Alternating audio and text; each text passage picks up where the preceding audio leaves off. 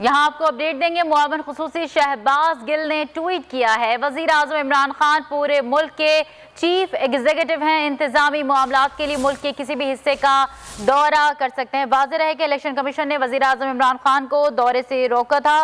वजीर आजम के दौरे को किसी भी आने वाले इलेक्शन से जोड़ना गलत है, शहबाज गिल का ऐसा कहना है। उन्होंने ट्वीट में मजीद लिखा कि ये दौरा खालिसतन इंतजामी दौरा है, इलेक्शन का कोई लेना देना नहीं। वजीर आजम गवर्नर हाउस में एक तकरीब में शरीक होंगे। अहम अपडेट आपको दे रहे हैं। मुआविन खुसूसी शहबाज गिल ने ट्वीट किया है, वजीर आजम इमरान खान पूरे मुल्क के चीफ एग्जीक्यूटिव हैं। सब्सक्राइब करें और बेल दबाएं ताकि कोई खबर रह न जाए।